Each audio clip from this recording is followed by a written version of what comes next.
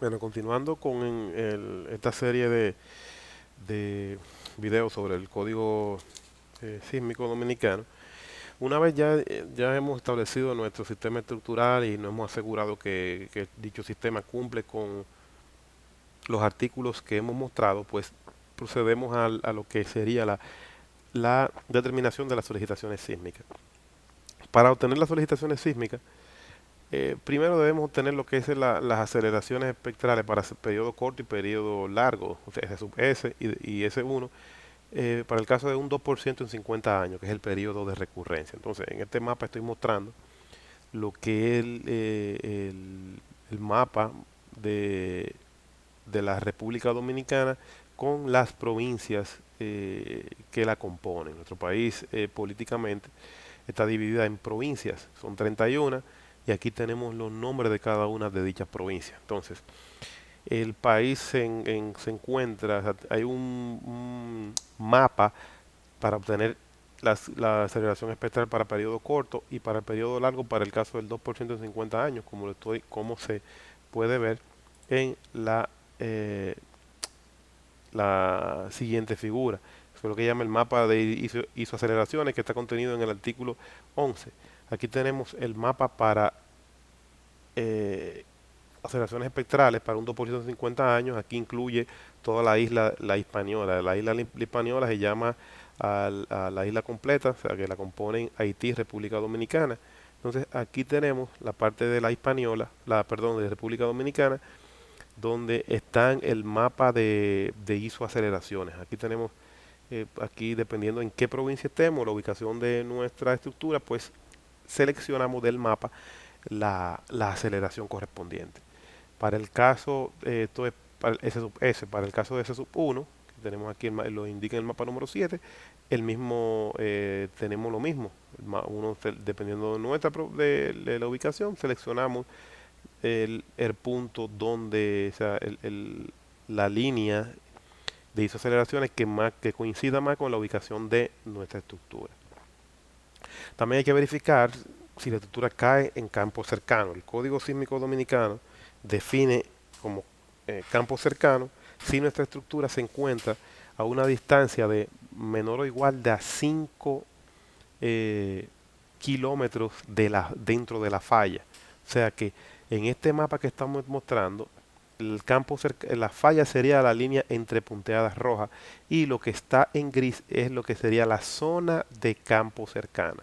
Si mi estructura está dentro de esa zona, pues entonces debo considerar el campo cercano y eso, ¿dónde se toma ese efecto? Cuando veamos lo que es el espectro de diseño elástico. Ahí le indica a uno qué hay que hacer para tomar en cuenta el campo cercano. Entonces, necesitamos conocer lo que es el coeficiente basal. ¿Por qué? Porque eh, les adelanto, una de los requerimientos que tiene el código es que eh, exige que cuando hacemos análisis dinámico con los espectros, que el cortante que se obtiene mediante el método de análisis dinámico, el cual el espectral es uno de ellos que es aceptado por el Código Dominicano, ese cortante tiene que ser mayor o igual que un 65% del cortante que se obtendría si se utilizara el método cuasi estático o el método estático. Entonces, para ello necesitamos saber determinar cuál es el coeficiente de corte basal para poder hacer tal comparación. Entonces, aquí es el coeficiente de corte basal. A U por SA entre RD. ¿Quién es U? El coeficiente de uso que va a depender del uso de la estructura. El SA es la aceleración que le va a corresponder ya la aceleración en el espectro de diseño. Y el RD que sería el factor de reducción por capacidad de disipación de energía. Entonces, el CB, ese coeficiente basal, corte basal, tiene que ser mayor o igual a 0.03. Si esta cantidad me da menor de 0.03, pues utilizo 0.03. Entonces vamos a ver eh, cada uno de estos términos. El coeficiente de uso, aquí lo tengo en la tabla 7 del código, le establece a uno a que, dependiendo el grupo, cuál es el factor que voy a utilizar. Ahora, los grupos, ¿cuáles son? Aquí lo tenemos. Dependiendo de su función, el grupo uno, edificaciones e instalaciones esenciales, que incluye hospitales, aquí está señalando estructuras que son esenciales para la sociedad y que no deben sufrir daños estructurales o de ningún otro tipo que la hagan inoperante. Entonces, o sea, ante un sismo extremo, ¿cuáles son estas? Los hospitales con cirugías de atención de emergencia, edificaciones, equipos de estaciones telefónicas, de comunicaciones, bomberos, etcétera. Aquí está mostrando cuáles son. O sea, que si mi edificación que yo voy a diseñar es una de estas, pues cae dentro del grupo uno. La grupo 2 son edificaciones e instalaciones riesgosas, que están definidas como las son dice construcciones o instalaciones riesgosas, como son las que producen que producen, almacenan o manipulan sustancias y materiales químicos, gases tóxicos y explosivos, cuya falla pueda poner en peligro otras edificaciones. Entonces, estas edificaciones tampoco pueden sufrir ningún tipo de daño estructural y por tanto la función o su clasificación sería grupo 2. Si vamos atrás nos fijamos, perdón, que mientras más importante es el grupo, pues más alto es el factor de uso. O sea, cuando digo importante, digo según según la función que tenga, pues más alto será su coeficiente de uso. Entonces, las edificaciones de ocupación especial son construcciones que deben mantenerse en operación inmediata después de la ocurrencia de un sismo severo, como lo son hospitales con 50 o más camas. Miren la diferencia. En el grupo uno dice que tengan sala de cirugía. Aquí te está diciendo que tengan 50 o más camas. Edificaciones públicas no incluidas en el grupo 1, escuelas, colegios, centros educativos y cualquier otra edificación que albergue a más de 3.000 personas al mismo tiempo, estadio deportivo, centro de convención, entre otras. O sea, sería el grupo 3. El grupo 4 sería edificaciones de ocupación normal. ¿Cuáles son estas? Se encuentran los bancos, hoteles, edificios de oficina, apartamentos de familia, etcétera. Y esto que no está incluido en los grupos 1 al 3. Y el grupo 5 son todas las que no queden incluidas dentro del grupo 1 al grupo 4. Entonces los factores RD, el factor que toma en cuenta la disipación de energía, eh, que también mencioné más adelante que era de utilidad, pero en realidad el factor RD es un término que incluye tanto la disipación de energía, sobre resistencia, ductilidad, entre otros factores que son lo que se toman en consideración. O sea, intervienen, perdón, para calcular lo que es el factor R. Aquí en el código se le llama factor de reducción por disipación de energía. Entonces, según el tipo de estructura, el sistema que yo tenga, pues aquí esta tabla 8 me muestra lo que el QI me es lo que sería la cantidad de muros. Aquí tenemos el RD, que es el factor RD que el código me recomienda utilizar. El CD es el valor que para tomar en cuenta los desplazamientos en el rango inelástico. Y el valor K sub 0 es un valor que para poder utilizarlo, como vamos a ver en breves instantes, en el cómputo del periodo de la estructura según lo estima el Código Sísmico Dominicano. Entonces, aquí están las limitaciones en altura, zona 1 y zona 2, es que qué límites en metros debe tener la estructura, dependiendo de la zona en la que está ubicada. Aquí tenemos los diferentes sistemas estructurales y con su respectivo factor RD. Entonces, aquí vamos a hablar de lo que es lo que habla el artículo 34, que es el espectro sísmico lineal elástico. O sea que en el Código Dominicano, dicho espectro está formado por tres zonas particulares. Una para el cual el periodo de la estructura sea menor o igual a T sub 0, que es un periodo que va a depender de las aceleraciones espectrales de diseño para periodo corto, que es SDS, y la aceleración espectral de diseño para periodo largo, SD1. Y también va a depender del periodo T sub S, que es 5 veces el periodo T sub 0, como lo indica aquí abajo. Entonces, los factores de sitio, que son los que para detener la aceleración espectral de diseño para periodo corto y largo respectivamente, FA y FV, ya los SS vimos que salen de los mapas. FA y FV son funciones de SS y S1 respectivamente y se encuentran en la tabla 4 y en la tabla 5, que dependiendo de la clase de sitio, la aceleración espectral, pues este sería el valor que estaría utilizando para FA y para FV respectivamente. Aquí tengo el espectro lineal elástico,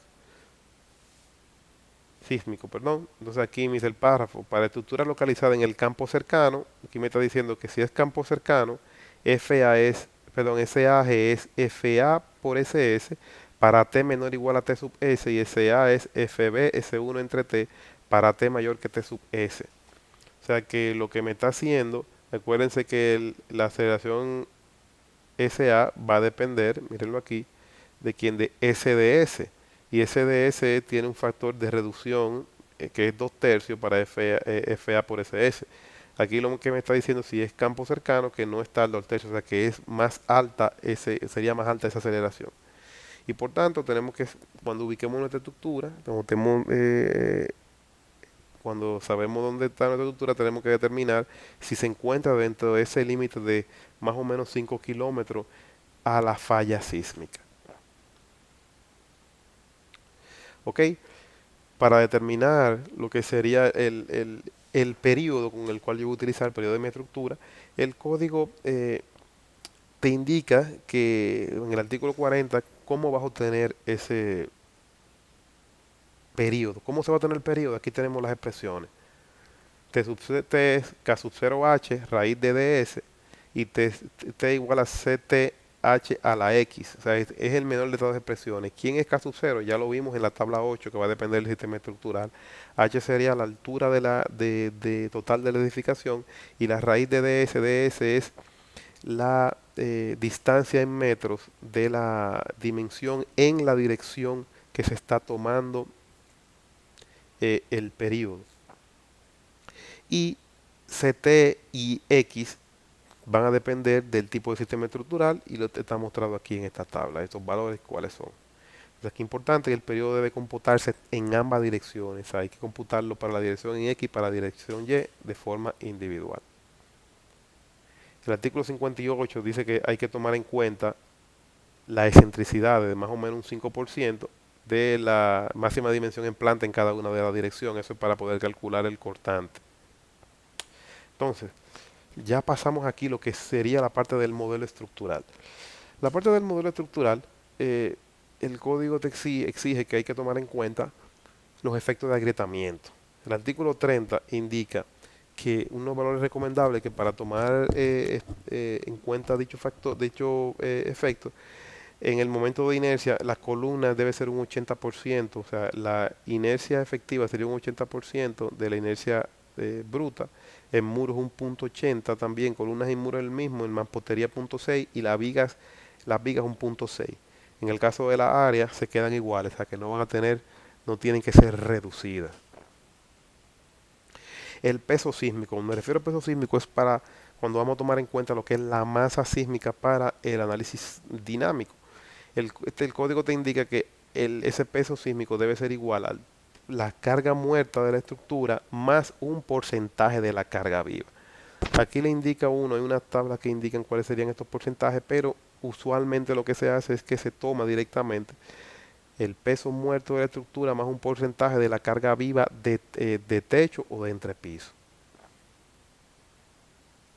Aquí tenemos esto es una tabla que me indica cuál es la carga viva recomendable y el coeficiente, el phi correspondiente.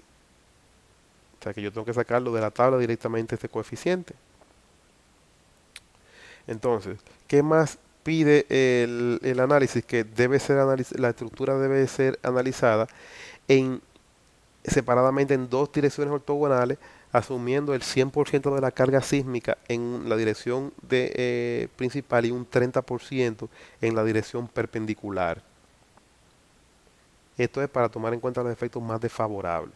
Entonces, eso en cuanto a lo que hay que tomar en consideración para el análisis. Una vez realizado el análisis, debe de hacerse lo que son las verificaciones de los requerimientos del código, los requerimientos sísmicos. ¿Cuáles son?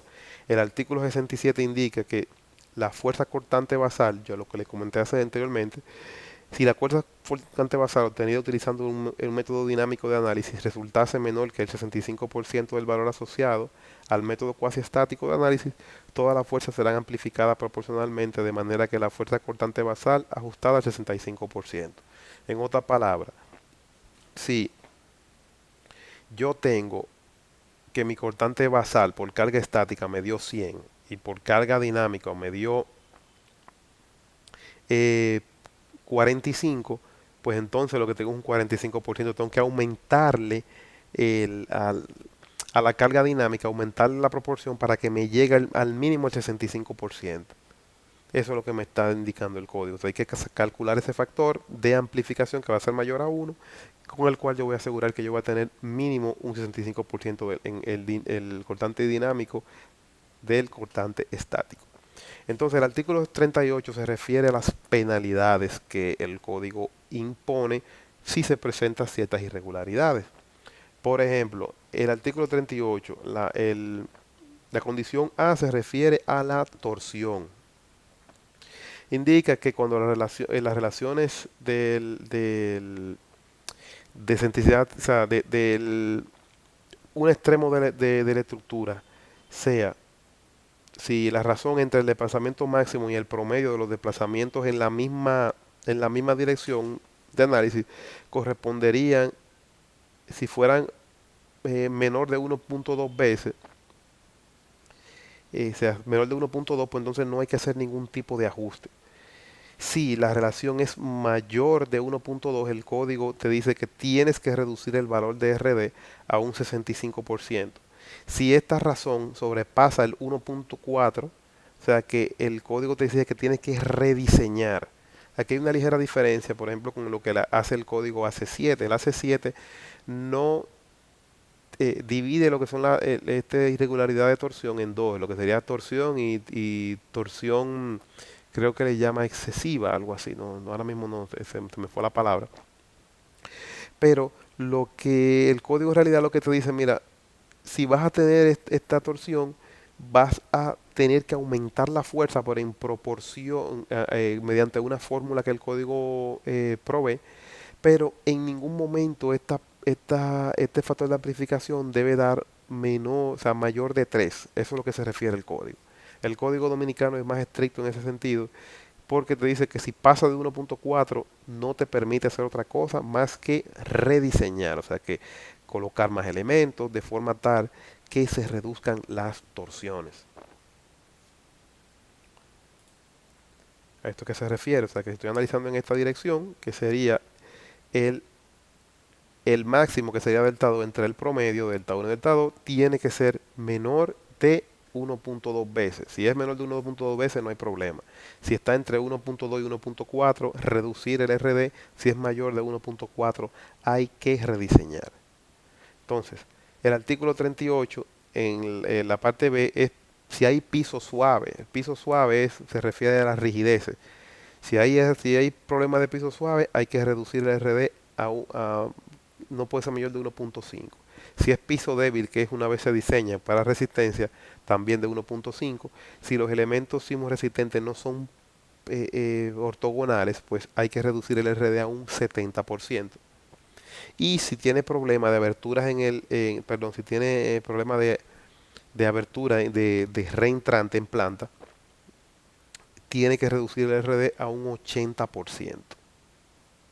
Aquí el 83 es lo que está relacionado con la abertura en los diafragmas. Si los techos presentan abertura o los entrepisos de un 50%, pues el RD debe ser reducido un 80%. O sea que para cada irregularidad que se presente, el código penaliza la presencia de esa irregularidad. Y el 87 también, que ya eso es repetido, de que las líneas de resistencia, y en caso de que de que no tenga menos de 3 líneas de resistencia, o sea, de 2 líneas de resistencia, perdón, tiene que reducir el RD a 1.5. Esto es lo que se refiere a la columna, a los reentrantes, que eso lo vimos en el tema anterior. Entonces, los desplazamientos máximos permitidos, ¿a qué se refiere? Son el artículo 72, o sea, indica lo que están las derivas de piso y los desplazamientos máximos. Dice, cuando el desplazamiento es relativo entre dos puntos situado en una misma vertical separada por una distancia h, lo que es la deriva, no debe ser mayor que 0.00 a 8 para edificios cuyos sistemas estructurales se correspondan con lo que le mostré al inicio. En adición a eso, tenemos el interstory la deriva de piso y también el desplazamiento referente a la altura mayor a la altura total del edificio. O sea, el desplazamiento entre la altura total del edificio, el desplazamiento máximo entre la altura del edificio, no debe ser mayor que 0.008h. Entonces voy a saltar aquí al punto, artículo 64.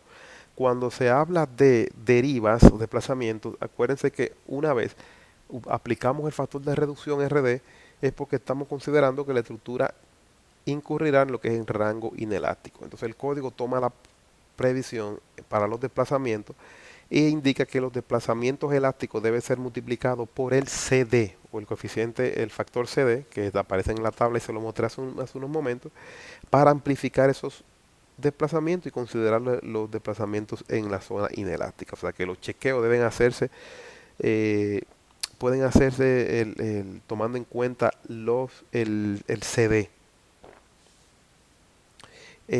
Bueno, el artículo 74 indica que este límite de 0.08 puede llevarse a 0.016 si hay elementos no estructurales que no estén conectados a la estructura y que no vayan a sufrir daño. O sea que podemos ampliar ese límite de 0.008 al doble.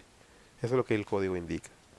Entonces, esto es lo que se refiere a las derivas, o sea que delta 1 sería la deriva de piso sería ese delta entre la altura de piso 1. Y el delta 2 sería la diferencia de altura, o sea, este desplazamiento entre la diferencia de altura. La diferencia, perdón, de desplazamiento, delta 2 menos delta 1, entre la altura del piso correspondiente. Finalmente, para las combinaciones de carga, nuestro código, el código dominicano, indica cuáles son las combinaciones que tienen que utilizarse, que son esas 5 que están ahí. Y hace una aclaración particular que dice que cuando se vaya a tomar en cuenta la acción sísmica debe hacerse, o sea, para la combinación 4, la carga sísmica debe tomar en cuenta el aporte de la componente vertical del terremoto. ¿Cómo lo hace? Aquí le está diciendo que la fuerza vertical, ese del sismo, sería 0.3 SDS por D. O sea, lo que está haciendo es que aumenta la carga muerta para tomar en cuenta el efecto de la carga de la componente vertical del sismo. E indica que en la combinación 4 debe ser es EH más EB y o sea, se suman y en la combinación sísmica se restan. Esto porque vamos atrás. La combinación 4 estamos de 1.2 veces la carga muerta más el terremoto y la 5.9. Esta va a tomar en cuenta el efecto de las cargas en compresión en las columnas y la 5 el efecto de la carga en tensión porque estamos disminuyéndole la carga, estamos disminuyendo el efecto de la carga muerta. Entonces, vamos a ver si hacemos esto, las combinaciones quedarían como la estoy mostrando, que son 7 combinaciones en total. La 1 es 1.4 la carga muerta, la combinación 2 1.2 carga muerta más 1.6 L. L se refiere a la carga viva más 0.5 LR que es la carga viva de techo. La combinación 3 1.2 muerta más 1.6 carga viva de techo más 1 más la carga viva. La 4 es, ahí está ya considerado. Recuerdan que dice lo que les comentaba hace unos instantes, que para la combinación 4 hay que considerar el efecto del sismo vertical, que sería 1.2 veces más 0.3 SDS, que corresponde al sismo vertical. Y aquí estoy poniendo más o menos es X más L y la 5 es la misma, lo único que incluye Y. ¿Por qué? Porque tengo que analizar ambas direcciones, en tanto en X y en Y. Y el más o menos porque debo considerar el efecto de la direccionalidad del sismo, que vaya en X, o sea, que vaya sumando y vaya restando, eso es a lo que se refiere. La combinación 6 y 7 son la misma, para que una es para la dirección X, otra para la dirección Y. Y aquí lo que estamos haciendo es que estamos restando la carga vertical a, la, a este coeficiente que lo trae por defecto, lo que es la combinación número 5. Entonces, hasta aquí es la presentación. Entonces, esta es la parte conceptual. En el próximo set de videos vamos a estar mostrando ya lo que es la aplicación del código de esto que hemos visto a un ejemplo real de una estructura de 6 niveles.